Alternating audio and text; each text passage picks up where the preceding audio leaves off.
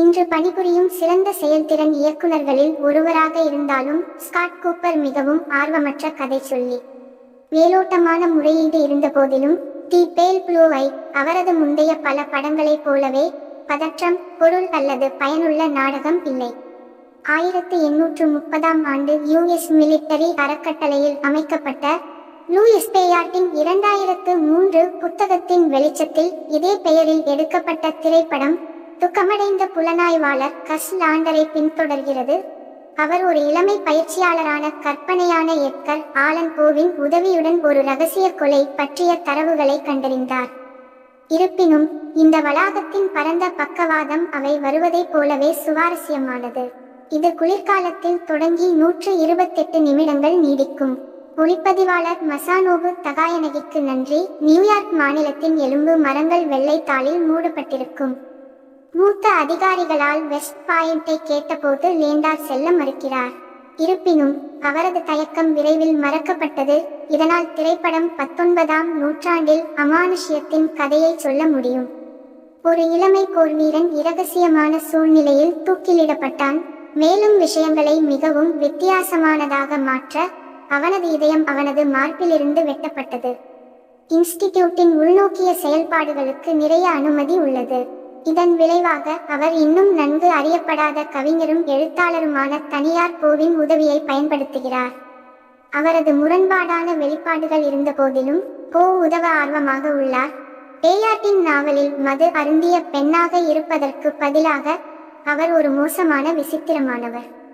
மறுபுறம் லேண்டோர் அமைதியாகவும் நேரடியாகவும் இருக்கிறார். ஆனால் அவர்களின் பகிரப்பட்ட இழப்பு உணர்வுதான் இருவரையும் கருப்பொருளாக இணைக்கிறது. போ தனது மறைந்த தாயின் ஆவியால் வழிநடத்தப்படுவதாக கவிதை கூற்றை முன்வைக்கிறார். மறுபுறம் லாண்டோர் தனக்கு நெருக்கமான ஒருவரை இழந்துவிட்டார். ஆனால் அவர் தனது உணர்வுகளை மிகவும் இறுக்கமாக மூடிக்கொண்டார். இருப்பினும் ஒரு சில உரையாடல் பரிமாற்றங்களை தவிர படத்தின் ஆன்மீகம் அரிதாகவே முன்னணியில் வருகிறது. மேலோட்டமாக பார்த்தால் இசையமைப்பாளர் ஹோவர்ட் ஷோரின் தேவையான குளிர்ச்சியான தோற்றம் மற்றும் வினோதமான ஸ்கோர் ஆகியவற்றால் படம் ஒரு பயனுள்ள சூழலை அடைகிறது.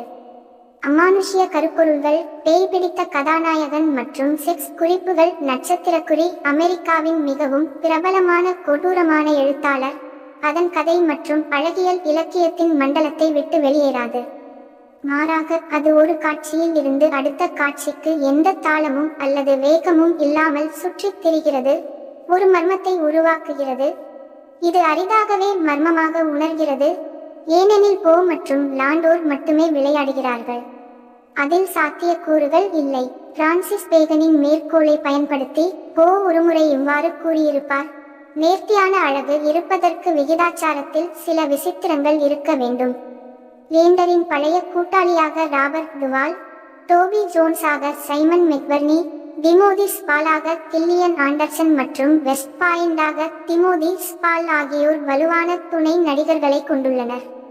இருப்பினும் மனிதனோ அல்லது சதித்திட்டமோ இந்த கதாபாத்திரங்களில் எதனுடைய இருப்பு அல்லது எடையிலிருந்து பயனடையவில்லை.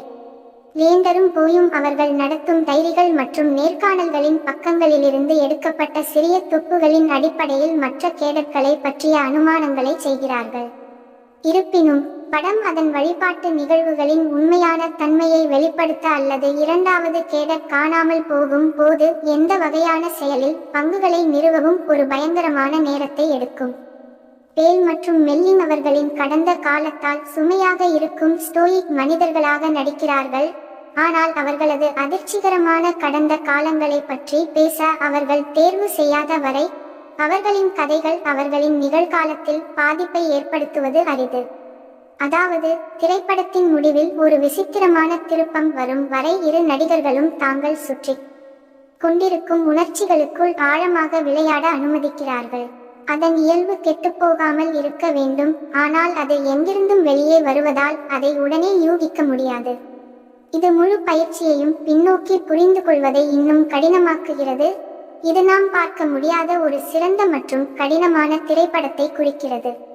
லைட் ப்ளூ ஐ பற்றிய முக்கிய உண்மையான விரும்பத்தகாத விஷயம் அதன் சொந்த ஜாம்பிஃபைட் இருப்பு. இது ஒரு படமாக தெரிகிறது. இது ஒருவரின் உடலில் நகர்கிறது, மேலும் அதன் அசைவுகளை நீங்கள் தூரத்திலிருந்து அடையாளம் காண முடியும். இருப்பினும் ஒரு நெருக்கமான பார்வை விசித்திரமான ஒன்றை வெளிப்படுத்துகிறது. ஒரு இறந்த நபர் கண்களுக்கு பின்னால் ஒளிந்து கொண்டு ஆன்மா இருப்பதாக தோன்றுவதற்கு போராடுகிறார். லைட் ப்ளூ ஐ அதன் பரலோக அலங்காரத்தை வீணடிக்கிறது. 19ஆம் நூற்றாண்டின் மந்தமான கொலை ரகசியத்தின் வழியாக எட்கர் ஆலன் போவை உள்ளடக்கியது. ஸ்காட் கூப்பர் இன்னும் திறமையான நடிப்பு இயக்குனராக இருந்தாலும் அவர் வெட்கப்படத்தக்க வகையில் ஒரு கதையை போன்ற எதையும் அவரது கதாபாத்திரங்களை வடிவமைக்க முடியவில்லை. அவரது படம் வெற்றி பெற பல கருப்பொருள்கள் மற்றும் கருத்துக்கள் ஆராயப்படாமல் உள்ளன.